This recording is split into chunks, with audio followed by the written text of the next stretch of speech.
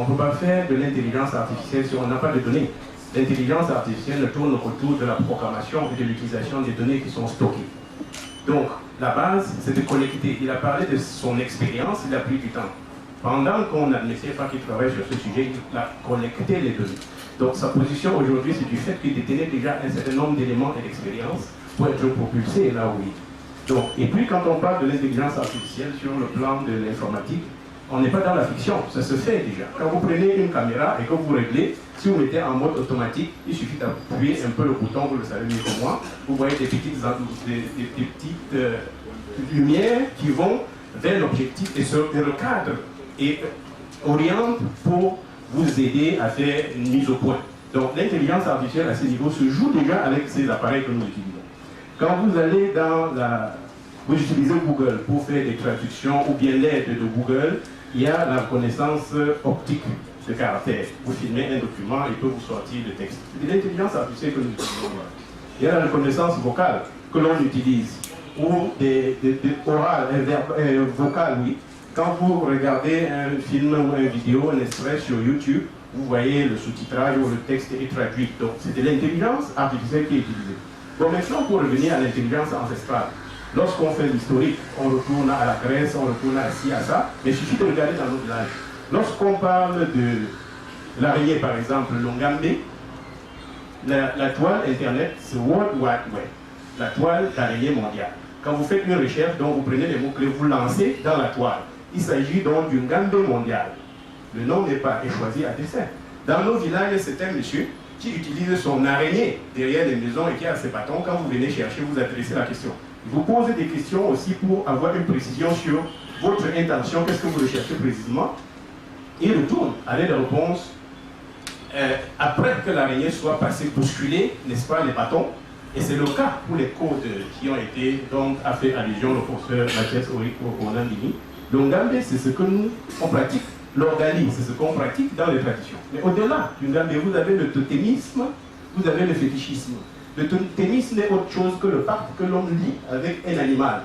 Le praticien de soins de santé, il va envoyer un animal qui va aller cueillir les écorces à sa place. Puisqu'il ne peut pas aller, c'est un milieu dangereux, il se couche chez lui, et puis l'animal, il se transforme. L'animal dont on va faire le travail à sa place, c'est un pacte. C'est-à-dire que pendant qu'on veut aujourd'hui programmer la machine pour faire un travail à la place de la machine, il est dit que dans nos traditions, ça se fait avec ce qu'on appelle le totémisme.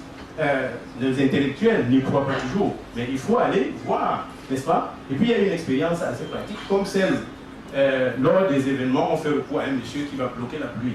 Alors, dans le domaine du cinéma, on veut organiser un événement, vous pouvez faire une scène, on va voir le monsieur qui fait ses pratiques, et puis on va observer si la pluie tombe ou ne tombe pas. Et puis si vous avez programmé des scènes qu'il faut enregistrer avec une pluie abondante, puisqu'on dit, on ne freine pas la pluie, mais on la dévie d'un autre endroit, alors au moins vous avez l'avantage que ce monsieur pourra vous orienter vers là où il y aura une pluie abondante pour réaliser une scène. Mais je vais plus loin. Il y a l'agenda collectif.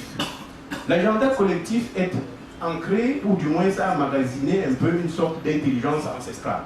Dans les chefferies ou dans les villages, tout ce qu'on fait, les activités sont programmées en fonction du temps qu'il fera ou de la saison. On sait, si vous regardez la façon, vous voyez la façon par laquelle les noms des mois sont nommés, le nom du mois indique l'activité majeure ou l'activité collective, n'est-ce pas, de cette période. Alors vous voulez réaliser un film sur l'agriculture, sur la pluie, la construction des maisons, il suffit de lire, n'est-ce pas, dans les noms des mois. Et alors, au lieu d'aller créer un espace où on aura le champ, de la verdure, vous savez qu'à telle période, justement, les gens seront naturellement en train d'aller au champ, les gens seront en train de récolter, alors vous vous rendez là et vous récoltez, vous prenez des segments de vidéos qui seront rassemblés à un moment donné pour faire votre production. Vous dépensez moins, puisqu'autrement, si vous voulez le faire dans un temps relatif où il faut investir, vous devez vous-même créer, soit aller faire recours aux effets spéciaux, alors que naturellement, en utilisant l'intelligence ancestrale qui vous indique la gestion et la maîtrise du temps, vous allez tout simplement, n'est-ce pas, choisir le bon moment en suivant ce que la tradition a pu consigner dans son onomastie, dans la désignation, n'est-ce pas, des mois. Alors, donc, sur le plan pratique, par exemple, aussi, vous pouvez identifier dans l'agenda le mariage qui va se tenir. au lieu de mobiliser les gens pour créer le mariage, vous faites une convention avec des gens qui vont donc organiser ce mariage et vous réalisez des scènes, n'est-ce pas? Vous avez du public qui est mobilisé tout naturellement avec des moyens suffisamment costauds qui sont donnés par la famille et vous pouvez ajouter un peu de l'humanitaire en donnant une petite contribution pour cette cérémonie. C'est valable pour les rites, c'est valable pour les funérailles, c'est valable pour beaucoup de choses. Maintenant, je vais revenir sur un cas pratique. Au Cerf-de-Tola, on n'a pas qu'à faire aux chercheurs, on a surtout à faire aux trouveurs. C'est-à-dire les trouveurs au Cerf-de-Tola ou les gardiens des savoirs ancestraux, c'est les chefs traditionnels. Le Cerf-de-Tola est par exemple parrain du Conseil panafricain des autorités traditionnelles coutumières. Les chefs traditionnels, quand ils ne font rien, quand on ne les voit pas dans leur parure, que font-ils? Ils sont dans leur chefferie et aujourd'hui ils sont des véritables chercheurs. Les chefs traditionnels, ils ont intérêt à savoir qu'est-ce qui a pu être emmagasiné par leurs ancêtres depuis lors. Quand vous les interrogez et lors de leur initiation, ils doivent maîtriser l'histoire de leur communauté. Ils doivent maîtriser les rites. Ils doivent maîtriser la gestion des conflits. C'est des savants. Mais on ne fait pas recours à ces savants-là. Alors ces savants, voyant un peu l'évolution de la technologie, ont exprimé un besoin au Cerf-de-Tola de pouvoir mettre à contribution leur intelligence, leur expérience pour la promotion, par exemple, de l'intelligence artificielle. Et en ce moment, au Cerf-de-Tola, on développe une plateforme. Vous êtes bientôt vers la fin. Oui, justement, le chiffre.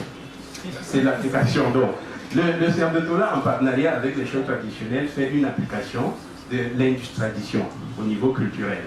C'est-à-dire qu'on met sur pied en ce moment le projet globalement, c'est Kingdom.Africa, dans la perspective de la création d'un régionnette. C'est-à-dire, avec les chefs, on ne croit pas. C'est-à-dire, on évolue dans la théorie des champs et des topiques. Il n'y a pas Internet à proprement parler.